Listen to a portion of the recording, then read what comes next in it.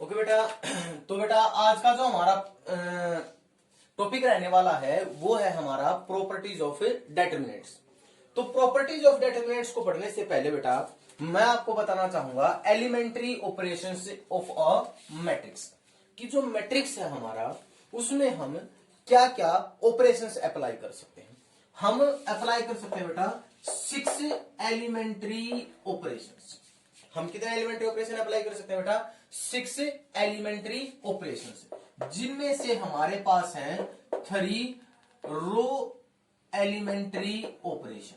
जिन तो है बेटा मेरे पास क्या एलिमेंट्री रो ऑपरेशन कह लो या फिर इसको सिंपली हम कहते हैं एलिमेंट्री रो ऑपरेशन, और प्लस में हमारे पास 3 क्या है elementary column operation. Elementary row operation और एलिमेंट्री कॉलम ऑपरेशन। तो 6 हमारे पास टोटल हम एक मैट्रिक्स पे 6 ऑपरेशन अप्लाई कर सकते हैं, जिसमें से हमारे पास 3 तो एलिमेंट्री रो है और 3 हमारे पास क्या बेटा एलिमेंट्री कॉलम ऑपरेशन। हमारे पास जो पहला ऑपरेशन एलिमेंट्री रो और कॉलम के लिए दोनों के लिए एक साथ बताता चलूंगा बेटा। जो हमारा पहला ऑपरेशन है वो क्या है इंटरचेंजिंग ऑफ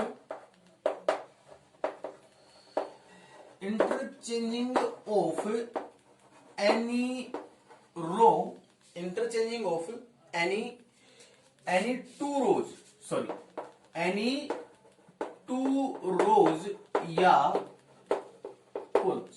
मीन्स हम क्या कर सकते हैं बेटा, हम किन्हीं भी 2 रोज को या फिर 2 कॉलम्स को क्या कर सकते हैं इंटरचेंज कर सकते हैं। कैसे? मान लीजिए मेरे पास एक मैट्रिक्स है 1 2 3 4 5 6 7 8 एंड 9, और जो कि ये मेरे पास है R1 R2 और R3। मेरे पास ये 3 रोज है यहां पे, और मैंने क्या कहा मैं किन्हीं भी 2 रोज को क्या कर सकता हूं बेटा इंटरचेंज कर सकता हूं। देखो मान लीजिए मैं R1 को और R2 को इंटरचेंज का मतलब क्या है कि मैं R1 को तो बना दूं R2 और R2 को क्या बना दूं बेटा R1, और इंटरचेंज के लिए मेरे पास साइन रहने वाला है ये। इंटरचेंज के लिए बेटा मेरे पास क्या साइन रहने वाला है ये। मींस मैंने R1 को बना दिया R2 और R2 को क्या बना दिया R1। तो उसके बाद जो मेरा मैट्रिक्स बन जाएगा वो मेरा क्या बन जाएगा 4 5 6 1 2 3 7 8 एंड 9। आफ्टर इंटरचेंजिंग रोज मेरा मैट्रिक्स क्या बन गया दिस। अब मैं क्या करूंगा C2 को C3 से क्या कर दूंगा बेटा इंटरचेंज। देखो मैंने क्या कहा था किन्हीं भी 2 रोज को या फिर किन्हीं भी 2 कॉलम्स को मैं क्या कर सकता हूं बेटा इंटरचेंज कर सकता हूं। अगर मान लीजिए मैं C2 को C3 से इंटरचेंज करता हूं तो मेरे पास क्या बन जाएगा C2 को C3 बना दूंगा और C3 को C2 बना दूंगा। लेकिन जो मेरा पहला कॉलम है उस पर कोई फर्क नहीं पड़ेगा, फर्क सिर्फ और सिर्फ किस पे पड़ेगा सेकंड और थर्ड कॉलम पे। ये हो गया मेरा 2 5 और 8। तो ये थी बेटा हमारी पहली प्रॉपर्टी किससे रिलेटेड एलिमेंट्री रो ऑपरेशन से, जो कि हम किस पे अप्लाई करते हैं बेटा मैट्रिक्स पे। ये मैं पहले आपको इसलिए बता रहा हूं क्योंकि कुछ इस प्रकार की ही प्रॉपर्टीज हम किस में पढ़ने वाले हैं डेटरमिनेंट में पढ़ने वाले हैं। अगर यहां आपको ये एलिमेंट्री रो ऑपरेशन और कॉलम ऑपरेशन एक बार आपको अच्छे से समझ में आ गए तो वहां की जो डेटरमिनेंट की जो हमारी प्रॉपर्टीज है बेटा वो हम बड़े आराम से समझ लेंगे, बड़े प्यार से सीख लेंगे उन्हें। सो इस प्रॉपर्टी को बेटा अपनी नोटबुक्स में नोट डाउन कर लें। Pause the video to note it down. Okay बेटा, तो अब हम देखते हैं अपनी अगली प्रॉपर्टी। अगली प्रॉपर्टी में क्या कहा मल्टीप्लीकेशन ऑफ द एलिमेंट्स। किसको किसी भी एलिमेंट्स को मल्टीप्लाई करना ऑफ एनी रो या कॉलम, किसी भी रो के या किसी भी कॉलम्स के by unknown zero number. Means समझते हैं कैसे कि मेरे पास एक मैट्रिक्स था कोई भी, ये मेरे पास कोई भी एक जनरल मैट्रिक्स था ए।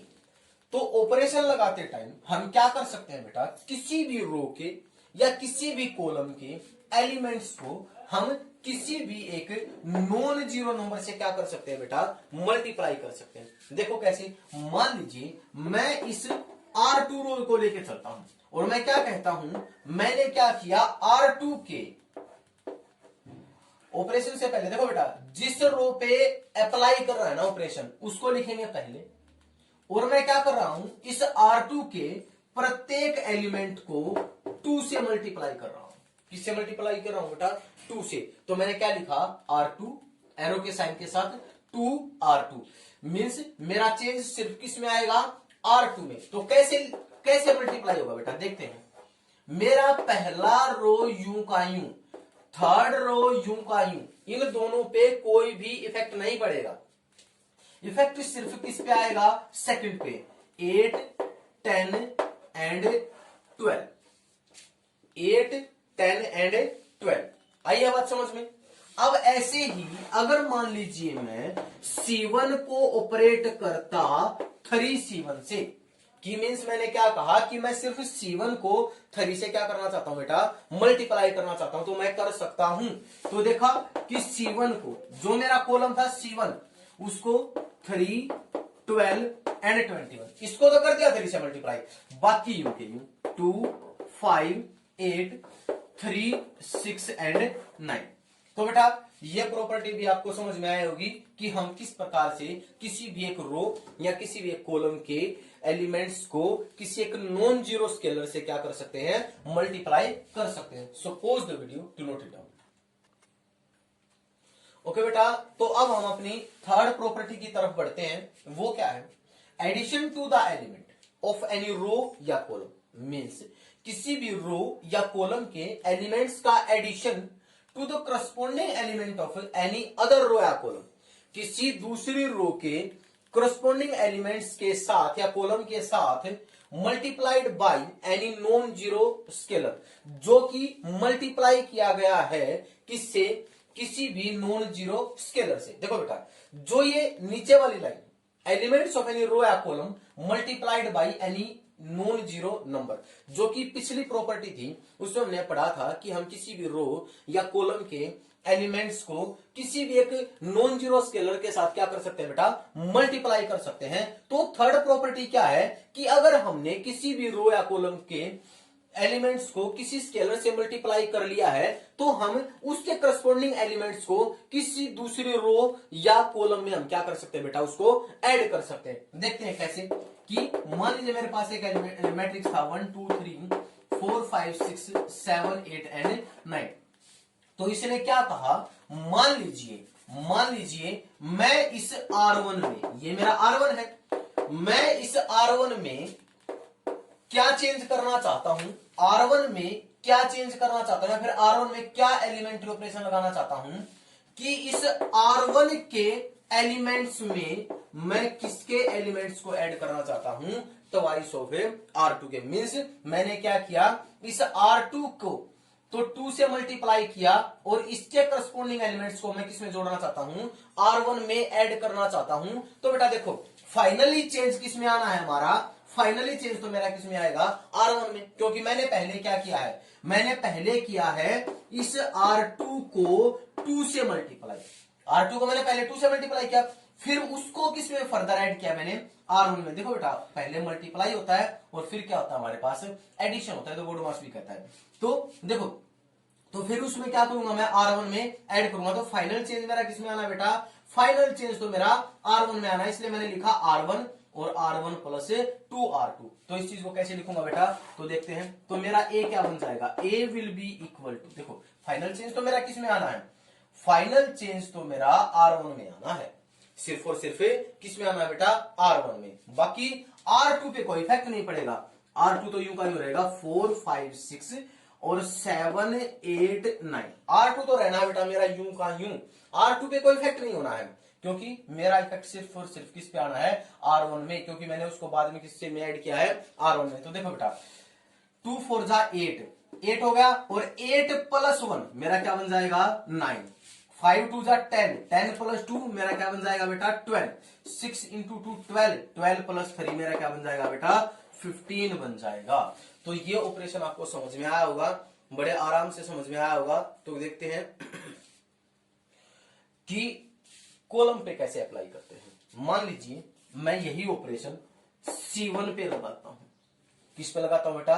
C1 पे। इस C1 पे, C1 में चेंज लेके आता हूं। C1 plus 2C2, C1 plus 2C2 means change सिर्फ और सिर्फ किस में आएगा, C1 में चेंज आएगा, C2 पे कोई इफेक्टिव नहीं होगा। तो मैं यहां लिख रहा हूं बेटा, तो अब मेरा मैट्रिक्स ए क्या बनेगा, चेंज तो सिर्फ C1 में आना है, बाकी यू के यू लिख दो, 2 5 8 3 6 एंड 9, इन दोनों को तो यू के यू लिख लिया।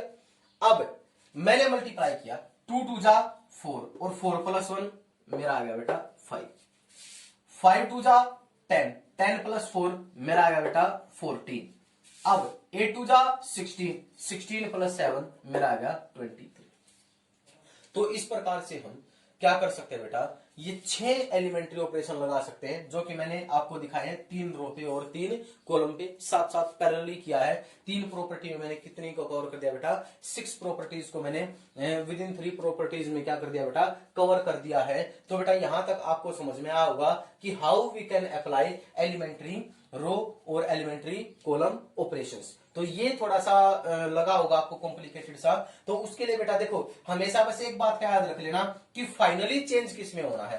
फाइनली चेंज अगर आप R1 में देखो बेटा, आप इसको 2 को या फिर 3, मैं एक और ऑपरेशन लिख रहा हूं, मान लीजिए मैंने यहां पे लिख दिया R2 में ऑपरेशन लगा दिया मैंने, और क्या ऑपरेशन लगा दिया R2 में मैंने क्या ऑपरेशन लगा दिया कि मैं R2 में ऐड करना चाहता हूं 3R3, R2 में किसको ऐड करना चाहता हूं बेटा 3R3, जिसमें ऑपरेशन लगाओगे ना बेटा, जिसमें आप चेंज चाहते हो उसी को आगे लिखना है। देखो यहां आप जिसमें चेंज चाहते हो उसी को आगे लिखना है, और उसमें फिर जो चेंज करना है वो उसके बाद आप उस चेंज को डिसाइड करोगे। तो इस प्रकार से आपको 2-3 ऑपरेशन से लगा के देखने हैं अपने आप से। तो ये प्रॉपर्टीज यहाँ कवर होती है। अब इसी के साथ हम आगे बढ़ते हैं प्रॉपर्टीज ऑफ डेटरमिनेंट, जो कि आपको काफी इजी लगने वाली है। So pause the video to note it down. Okay बेटा, तो अब हम बात करेंगे डेटरमिनेंट की प्रॉपर्टीज की, जिसमें हमारी पहली प्रॉपर्टी क्या है बेटा कि determinant will remain unchanged if we interchange rows with columns, if we interchange rows with columns और कॉलम्स विद रोज। मींस देखो बेटा, अगर मान लीजिए मैं रोज को कॉलम्स के साथ चेंज करता हूं, मेरे पास मान लीजिए एक डेटरमिनेंट है ए, मेरे पास क्या है एक डेटरमिनेंट है ए, जिसको मैं बेटा डेटरमिनेंट ऑपरेशन में रिप्रेजेंट करके डेल से रिप्रेजेंट कर रहा हूं। मेरे पास है डेल, उसमें मेरे पास क्या था 1 2 3 4 5 6 7 8 एंड 9, ठीक है। या फिर इसको ये कह लो कि ये मेरे पास डेटरमिनेंट ऑफ ए, और मैंने क्या किया, रोज को कॉलम्स के साथ इंटरचेंज कर दिया और कॉलम्स को किसके साथ कर दिया बेटा चेंज, कॉलम्स को किसके साथ चेंज कर दिया मैंने रोज के साथ। तो वो मेरे पास क्या बन जाएगा, तो फिर जो मेरे पास डेल आएगा, वो आएगा मेरे पास 1 2 3 4 5 6 7 8 9। मीन्स इसको क्या कह सकता हूं मैं, डेटरमिनेंट ऑफ ए ट्रांसपोज। तो इस डेल को मैं क्या नाम भी दे सकता हूं, डेटरमिनेंट ऑफ ए ट्रांसपोज। क्योंकि देखो, और प्रॉपर्टी क्या कहती है कि डेटरमिनेंट विल रिमेन अनचेंज्ड, कि यहां से मान लीजिए डेटरमिनेंट की वैल्यू आ रही है फॉर एग्जांपल 2, मैंने जनरली लिया है, मेरे को नहीं पता कि इसकी वैल्यू क्या आएगी। यहां से मान लीजिए इसकी वैल्यू क्या आ रही है 2, तो जब मैंने इस डेटरमिनेंट में चेंज लिया, क्या ट्रांसपोज कर दिया, तो फिर डेटरमिनेंट सोल्व किया, तो भी मेरी क्या वैल्यू रह गई बेटा, मेरी वैल्यू रह गई क्या 2। तो यहां से मेरे पास क्या प्रॉपर्टी बन गई कि जो डेटरमिनेंट ऑफ ए है और वो डेटरमिनेंट ऑफ ए ट्रांसपोज है, वो दोनों मेरे क्या हो गए बेटा, सेम आएंगे। मेरे को क्या देंगे, रिजल्ट सेम देंगे। या तो मैं डेटरमिनेंट ऑफ ए निकाल लूं, या फिर मैं पहले उस डेटरमिनेंट का कर दूं ट्रांसपोज, और उसके बाद मैं उसका लू, फिर डेटरमिनेंट ट्रांसपोज के बाद अगर डेटरमिनेंट निकालता हूं, तो दोनों मेरे रिजल्ट क्या आएंगे बेटा, सेम रिजल्ट आएंगे। तो ये हो गई हमारी पहली प्रॉपर्टी। और बेटा ये ना लेना कि ये मत सोचना कि प्रॉपर्टीज तो वैसे ही है, एवं ही चल रही है। सीबीएसई प्रॉपर्टीज पे बेस्ड क्वेश्चंस डालती है, तो इन प्रॉपर्टीज को बड़ा सीरियसली लेना है बेटा आपको। तो देखते हैं अब हमारी अगली property, if we interchange any 2 rows और columns then del will change with negative sign. Means मैंने क्या कहा, मान लीजिए मेरे पास डेल था 1 2 3 4 5 6 7 8 एंड 9, और मैंने क्या किया, मैंने इस डेल में ऑपरेशन लगा दिया, जैसे कि मैंने पहले एलिमेंट्री ऑपरेशन लगा था किसमें बेटा, मैट्रिक्स पे। अब यहां डेटरमिनेंट पे क्या कहा कि मैंने R1 को इंटरचेंज कर दिया किसके साथ है, R2 के साथ। R1 को अगर मान लीजिए मैं R2 के साथ, या फिर C1 को C2 के साथ, या मैं किन्हीं भी दो रोज को या फिर किन्हीं भी दो कॉलम्स को अगर मैं क्या करता हूं बेटा, इंटरचेंज करता हूं, तो जो मेरा नया डेल आएगा, जो मेरा नया डेल आएगा, अब ये देखो बेटा ये पॉजिटिव साइन के साथ है, तो किस साइन के साथ चेंज हो जाएगा, नेगेटिव साइन के साथ। देखो मैं चेंज करता हूं, यहां पे मैंने क्या 4 5 6 1 2 3 एंड 7 8 9, तो ये मेरा किसके साथ चेंज होगा बेटा, माइनस साइन के साथ। अब इस डेल में इसका मतलब क्या है, मान लीजिए यहां बेटा डेल की वैल्यू क्या आनी थी, फॉर एग्जाम्पल 2 वैल्यू आनी थी डेल की, तो अब मैंने रोज को इंटरचेंज कर दिया, तो अब मेरी डेल की वैल्यू क्या आएगी, -2 आएगी। चेक करके देख लेना, उसके नेगेटिव के इक्वल आएगी, कोई भी एक मैट्रिक्स लेके और उसको सोल्व करके देख लेना कि आएगी या नहीं आएगी। चलो इसके लिए शायद हमने सोल्व भी किया था, इसका तो शायद 0 आएगा डेल डेटरमिनेंट की वैल्यू, तो इसके बिहाफ पे कोई और 11 12 और 13 लिया मैंने। चलो ठीक है, तो यहाँ पे मैंने कर दिया 11 12 और 13, चाहे आप निकाल के भी देख लेना, नेगेटिव साइन आएगा। और अगर मान लीजिए फर्दर इसके बाद इस डेल पे फिर से मैंने ऑपरेशन लगा दिया, क्या R2 को इंटरचेंज कर दिया मैंने किसके साथ है, R3 के साथ। पहले तो R1 को R2 के साथ क्या था, फिर R2 को किसके साथ चेंज कर दिया, R3 के साथ, तो अब फिर मेरा डेल अब माइनस है, तो फिर से नेगेटिव, माइनस माइनस मेरा क्या हो जाएगा बेटा, प्लस हो जाएगा, 4 5 6 यूं का यूं रहेगा, 7 8 9 आ जाएगा, और 11 12 और 13। तो मीन्स अगर मान लीजिए यहां से हमने दो प्रॉपर्टी पढ़ी, एक पहली प्रॉपर्टी तो क्या पढ़ी कि जो मेरा डेटरमिनेंट ऑफ ए है और ए ट्रांसपोज का जो डेटरमिनेंट है वो दोनों की वैल्यू हमारे पास क्या होती है, सेम होती है। और अगर मान लीजिए मैं कोई एलिमेंट्री ऑपरेशन लगा देता हूं किस पे, डेटरमिनेंट पे, और मैंने एक एलिमेंट्री ऑपरेशन लगाया क्या कि मैंने R1 और R2 को इंटरचेंज कर दिया, इंटरचेंज करते ही हमारा जो डेल है वो किसके इक्वल आ जाएगा, नेगेटिव ऑफ फर्स्ट डेल के, मीन्स वो किसके साथ चेंज हो जाएगा, नेगेटिव साइन के साथ चेंज हो जाएगा। और अगर मान लीजिए मैं R2 और R3 फिर से एक और ऑपरेशन लगा दिया मैंने ऐसे ही इंटरचेंज का, तो फिर से वो किसके साथ चेंज हो, जितनी बार भी हम रोज और कॉलम्स को इंटरचेंज करेंगे उतनी ही बार हमारा जो डेटरमिनेंट है बेटा वो किस साइन के साथ चेंज होता रहेगा, हमारा नेगेटिव साइन के साथ वो क्या होता रहेगा बेटा, चेंज होता रहेगा। सेम कंडीशन किसके साथ रहेगी, हमारी कॉलम्स के साथ रहेगी। तो आपको एग्जांपल्स खुद लेके और सोल्व करके देखने हैं कि क्या ये प्रॉपर्टीज ट्रू है या नहीं है, आपको खुद इनको क्या करना है बेटा, जस्टिफाई करना है। Suppose the video to note it down. Okay बेटा, तो देखते हैं आप हमारी अगली प्रॉपर्टी, इफ टू रोज और columns of a del determinant are identical.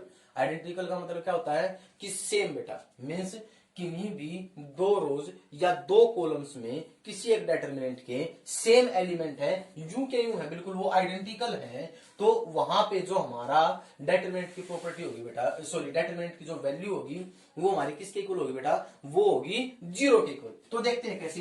मान लीजिए मेरे पास एक डेल है, sorry del is equals to determinant is equals to 1 2 3 1 2 3 7 8 and 9। ये मेरे पास क्या था बेटा, एक डेटरमिनेंट। तो मैंने क्या कहा था कि अगर दो रो या दो कॉलम हमारे क्या है, आइडेंटिकल हैं, तो उस डेल की वैल्यू, उस डेटरमिनेंट की वैल्यू मेरे पास क्या हो जाएगी, 0 हो जाएगी। तो देखो बेटा, इससे पहले मैंने एक प्रॉपर्टी बताई थी, अगर मैं सेकंड प्रॉपर्टी में क्या कहा था कि दो रोज या दो कॉलम्स को इंटरचेंज करता हूं तो जो मेरा डेल है वो किसके साथ चेंज हो जाएगा, नेगेटिव साइन के साथ चेंज हो जाएगा। तो मैं यहां ऑपरेशन लगाता हूं, C1 को और C2 को मैं क्या कर रहा हूं बेटा, इंटरचेंज कर रहा हूं, तो जो मेरे पास डेल आएगा वो किसके इक्वल आएगा, नेगेटिव ऑफ, देखो ये तो सेम है, 1 2 3 1 2 3 7 8 और 9, ये तो मेरे सेम थे, क्योंकि देखो इंटरचेंज किया तो उससे तो कोई फर्क नहीं पड़ना, वो यूं के यूं रहेंगे। तो ये जो मेरी वैल्यू है, क्या ये मेरी नेगेटिव ऑफ डेल के इक्वल नहीं है? तो यहां से अगर मैं इसको इस तरफ ले आऊं तो मेरे क्या हो गया, 2 डेल इज इक्वल टू 0। तो यहां से बेटा मेरे पास डेटरमिनेंट की वैल्यू क्या आ गई, 0 आ गई। तो हमेशा याद रखना कि अगर मेरे पास कोई भी दो रो है या दो कॉलम्स और वो आइडेंटिकल हैं तो डेटरमिनेंट की वैल्यू हमेशा मेरे पास क्या आएगी बेटा, 0 आएगी। Suppose the video to note it down.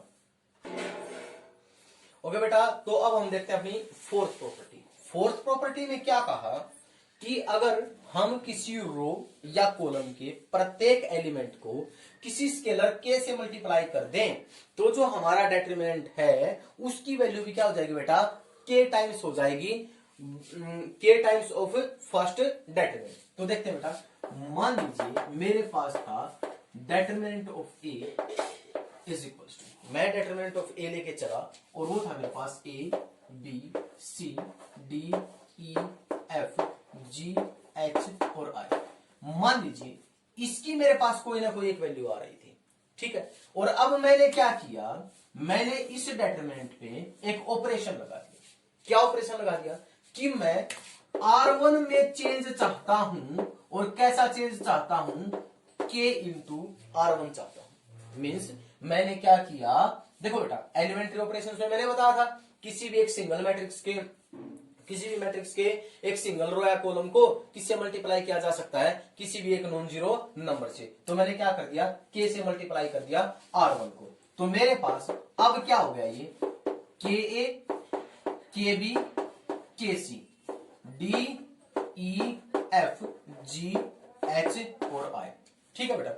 तो अब मान लीजिए मेरे पास इस डिटरमिनेंट की वैल्यू आ रही थी क्या, कोई अल्फा, जो या फिर अल्फा छोड़ो, मैंने ले लिया इसकी वैल्यू मेरे पास, इस डिटरमिनेंट की मेरे पास कोई भी एक जनरल वैल्यू आ रही थी, मैंने कह दिया उसको बीटा वैल्यू आ रही थी मेरे पास।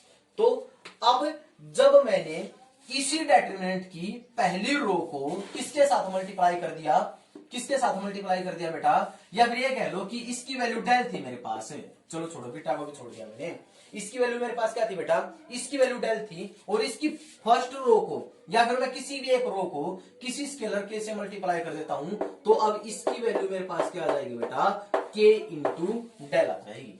तो इसकी वैल्यू मेरे पास क्या आ जाएगी बेटा, के इंटू डेल। या फिर मैं कह दूं कि मैंने इस डिटरमिनेंट को, इस डिटरमिनेंट की वैल्यू मेरे पास थी बेटा 5, और मैंने इस डिटरमिनेंट की पहली रो को 2 से मल्टीप्लाई कर दिया, तो अब इस नए डिटरमिनेंट की मेरे पास क्या वैल्यू आएगी, 2 इंटू 5 मीन्स 10 आएगी, ठीक है। तो अब बात करते हैं कि मैट्रिक्स का केस। देखो बेटा ये तो था डिटरमिनेंट का, मैट्रिक्स में जब भी हम किसी स्केलर से, मान लीजिए मेरे पास कोई मैट्रिक्स था A B C D E F G H और आई, ये था मेरे पास कोई मैट्रिक्स ए, और मैंने क्या किया, इस मैट्रिक्स को किसी स्केलर ए से मल्टीप्लाई कर दिया था, किया था किसी स्केलर ए से मल्टीप्लाई, तो वहां पे मेरे पास क्या हो गया था, के ए के बी के सी के डी के ई के एफ के जी के एच और के आई। तो देखो बेटा ये चीज हमने मैट्रिक्स में सीखी थी 3rd चैप्टर में, कि मैंने क्या कहा था कि अगर मान लीजिए किसी मैट्रिक्स को हम किसी स्केलर से मल्टीप्लाई करते हैं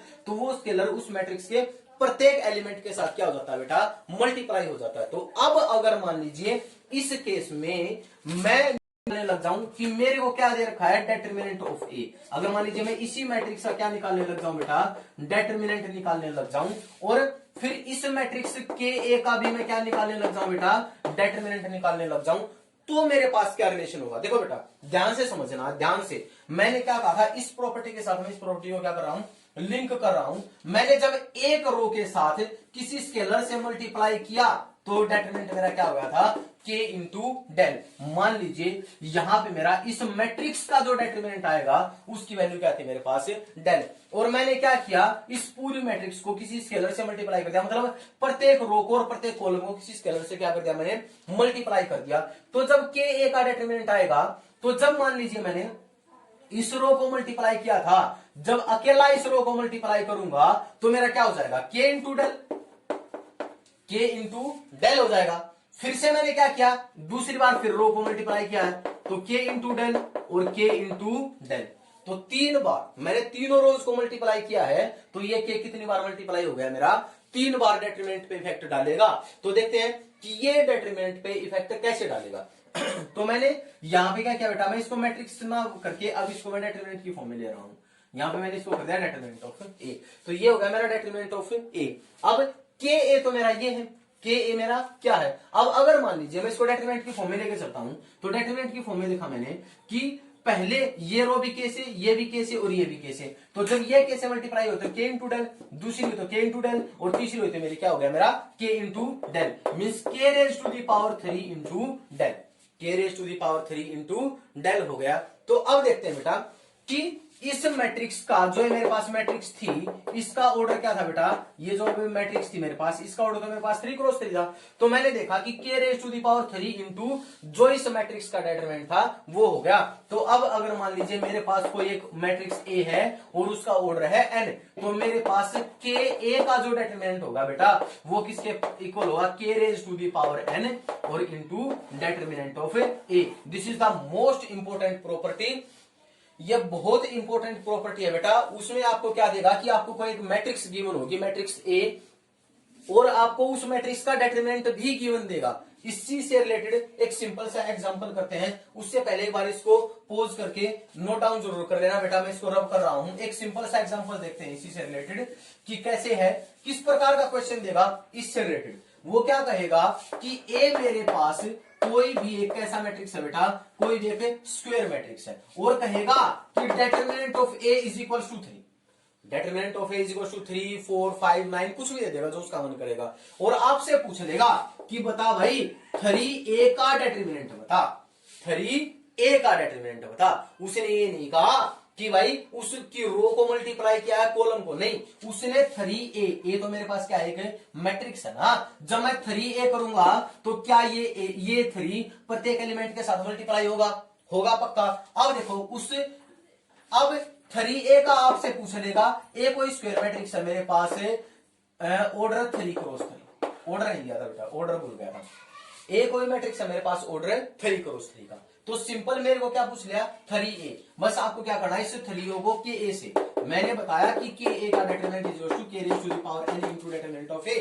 तो 3a का चाहिए, तो 3a का determinant is equal to 3 raise to the power, अब ऑर्डर क्या है मेरा 3 और इनटू डेटरमिनेंट ऑफ ए मेरे पास क्या था बेटा 3, तो 3 3 जा 3 इंटू 3 9, 9 इंटू 3 27 इंटू 3, मेरा आंसर क्या आ गया 81, मेरे पास क्या आ गया बेटा आंसर आ गया। तो इस प्रकार का क्वेश्चन आने की संभावना बहुत ज्यादा होती है, और जो अभी मैंने यहाँ प्रॉपर्टी लेकर के दी उस प्रॉपर्टी का मैं यूज करूंगा डेटरमिनेंट को सोल्व करने में। उससे रिलेटेड भी एक क्वेश्चन आता है, काफी अच्छा क्वेश्चन बनते हैं ऐसे डेटरमिनेंट की प्रॉपर्टी से रिलेटेड। अभी जो हमारे एक्सरसाइज 4.2 है उस एक्सरसाइज की ओर बात करेंगे। तो इस अब बात करते हैं बेटा, ये आपको समझ में आया होगा, अगली प्रॉपर्टी की तरफ चलते हैं, ठीक। ओके बेटा, तो अब हमारी अगली प्रॉपर्टी क्या है कि अगर मैं किसी भी डेटरमिनेंट की रो या कॉलम, सॉरी किसी भी डेल के कोई भी दो या कोई भी दो रोज या कॉलम्स प्रोपोर्शनल हैं, सेम रेशियो में है, तो वहां पे हमारी जो डेल की वैल्यू होगी बेटा वो हमारी क्या होगी 0 होगी। तो देखते हैं कैसे। मान लीजिए मेरे पास डेल है A B C D E F, K A के बी एंड के सी, ठीक है। तो यहां पे मैंने क्या देखा बेटा कि ए बी सी जो मेरी पहली रो थी R1, और यहां पे जो मेरी R3 थी वो देखो बेटा प्रोपोर्शनल में है, सेम रेशियो है उनका के, वो क्या है के साथ मल्टीप्लाइड है।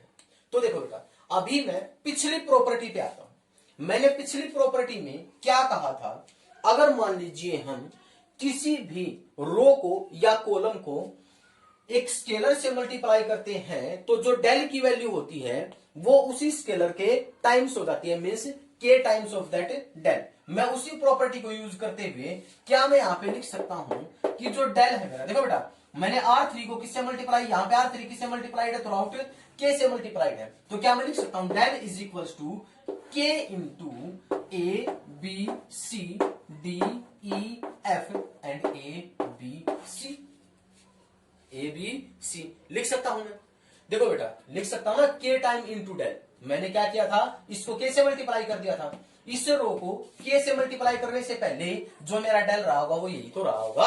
अब इस डेल की जो वैल्यू आएगी, अब इस डेटरमिनेंट की जो वैल्यू आएगी उसको के से मल्टीप्लाई करने के बाद और इस डेटरमिनेंट की जो वैल्यू आएगी वो दोनों हमारी क्या आएंगी बेटा सेम ही तो आएंगी। तो यहां से मैंने देखा कि मेरी R1 और R3 तो क्या बन गई आइडेंटिकल बन गई, आइडेंटिकल बन गई। तो मैंने बताया था कि अगर किसी डेटरमिनेंट में दो रो या दो कॉलम आइडेंटिकल है तो उसका डेटरमिनेंट मेरे पास क्या होता है बेटा 0 होता है, 0 इंटू समथिंग मेरे पास क्या आएगा बेटा 0 आएगा। आई है बात समझ में। तो बेटा पिछली प्रॉपर्टीज को बड़े ध्यान से समझना है और उन्हीं के यूज पे अगली प्रॉपर्टी है। So pause the video, do note it down. Okay बेटा, तो अब हमारी अगली प्रॉपर्टी है कि वी कैन ऐड और subtract the elements of another row. किसी दूसरी रो के एलिमेंट्स को ऐड कर सकता हूं और सब्ट्रैक्ट कर सकता हूं by multiplying any scalar to any रो।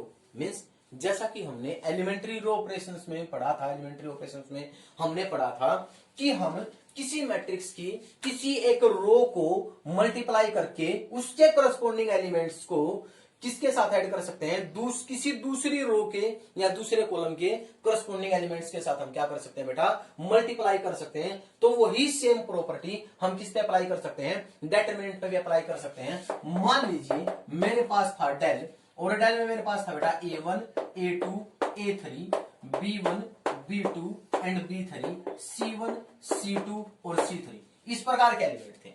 तो मैंने क्या कहा कि मैं ऐड और सब्ट्रैक्ट कर सकता हूं किसी रो में किसी दूसरी रो या कॉलम के एलिमेंट्स को मल्टीप्लाई करने के बाद। मींस मान लीजिए मेरे को R1 में, मेरे को किस में ऐड करना था बेटा, R1 में चेंज लेके आना था, R1 में ऐड करना था। R1 में ऐड किसको करना था, 2R2 को।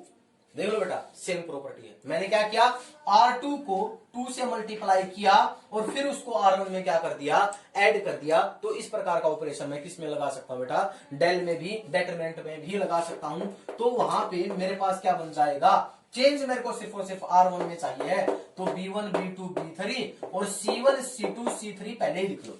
इनको लिख के पहले ही अलग करो। मेरे को चेंज किस में चाहिए, सिर्फ और सिर्फ R1 में ऐड करना है A1 प्लस में 2 corresponding element means 2B1, A2 plus 2B2 और A3 plus 2B3, A3 plus 2B3। तो इस प्रकार से भी हम अपने डिटरमिनेंट में क्या कर सकते हैं बेटा, चेंज कर सकते हैं। लेकिन यहां पे थोड़ा सा रेस्ट्रिक्शन है बेटा। कुछ बच्चे क्या करते हैं, गलती करते हैं कि R1 as 2R1, R1 as 2R1, वो कहेंगे कि जी हमने R2 को मल्टीप्लाई करके R1 में तो ऐड कर लिया या फिर सब्ट्रैक्ट कर लिया। ऐसे हम कॉलम में भी लगा सकते हैं ऑपरेशन। तो हम ऐसे नहीं कर सकते क्या जी, बच्चों का बड़ा डाउट होता है कि R1 एज 2R1। तो देखो बेटा कि अगर मान लीजिए मैं इस डेल में अपने R1 को 2 से मल्टीप्लाई कर दिया, तो ये हो गया मेरे पास 2A1, 2A2 एंड 2A3। फिर आ गया मेरे पास क्या बेटा, B1, B2, B3, C1, C2 and C3 हो गया मेरे पास। तो देखो बेटा, अब मैंने यहां से मेरे पास कौन सी प्रॉपर्टी आ गई, वही पीछे वाली प्रॉपर्टी कि मैंने क्या कर दिया, अपनी किसी एक रो को या कॉलम को किससे मल्टीप्लाई कर दिया, किसी एक स्केलर से मल्टीप्लाई कर दिया।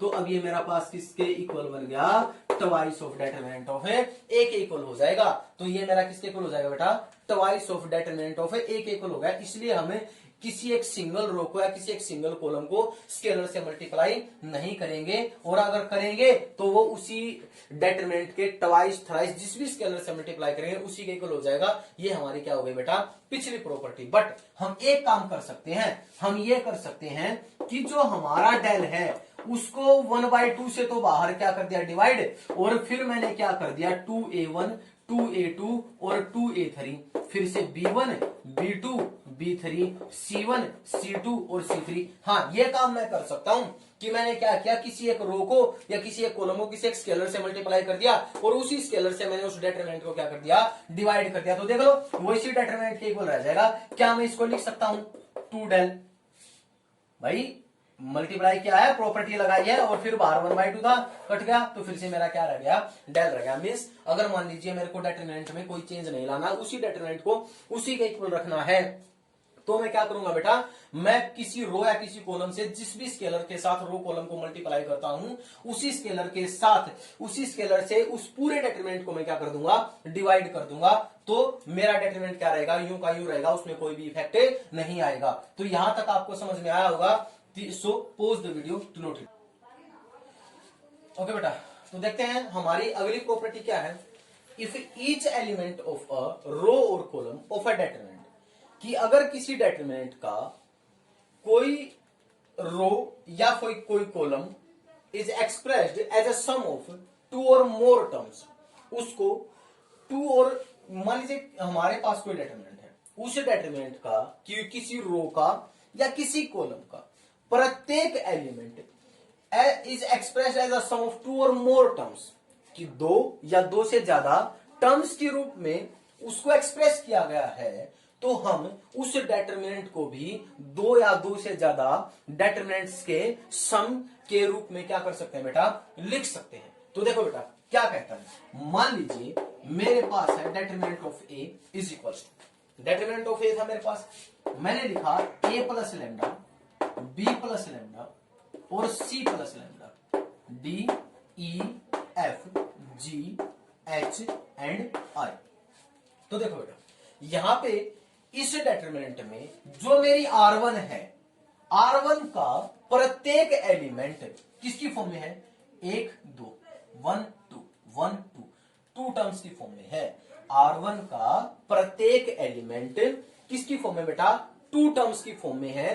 तो इस डेटरमिनेंट को मैं कैसे लिख सकता हूं, determinant of A is equal to A B C D E F G H और आई, प्लस साइन के साथ, प्लस साइन के साथ मैंने क्या किया, लैम्डा लैम्डा लैम्डा हो गया, बाकी यूं का D E F G H and I.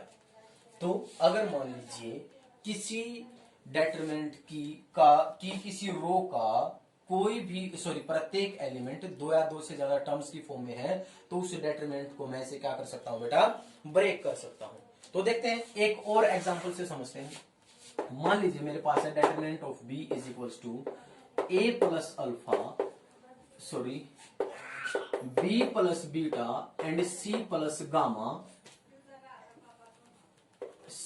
Gamma और D E F G H and I.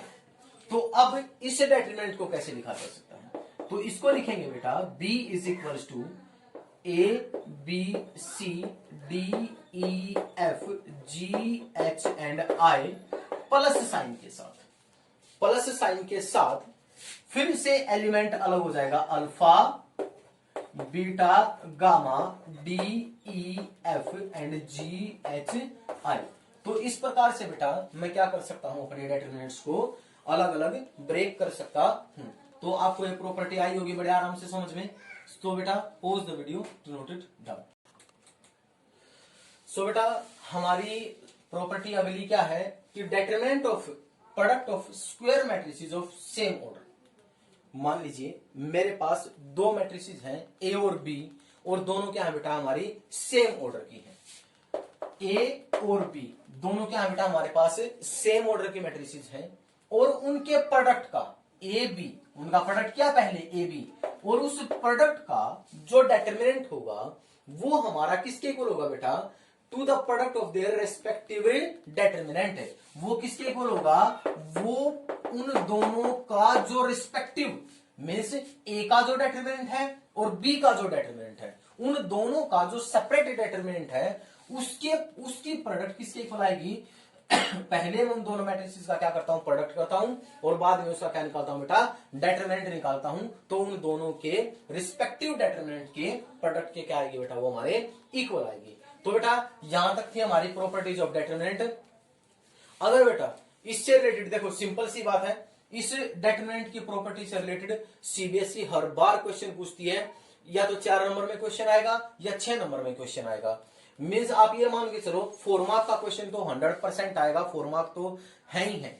तो आपको ये प्रॉपर्टी जितनी भी मैंने अभी करवाई है बड़े ध्यान से और अच्छे से इनको समझना है, अपनी नोटबुक में नोट डाउन करना है, और इससे अगला जो वीडियो आएगा उस वीडियो में बेटा आपको डेटरमिनेंट की प्रॉपर्टी से रिलेटेड क्वेश्चंस करवाए जाएंगे, और उन क्वेश्चंस को भी बड़े ध्यान से समझना है, और ताकि आपके जो 4 मार्क हैं वो आपके कहीं ना जाए, वो आपकी झोली में आके गिरे वो 4 मार्क। तो बेटा इन सभी प्रॉपर्टीज को बड़े ध्यान से पढ़ना है, ध्यान से समझना है। So pause the video to note it down.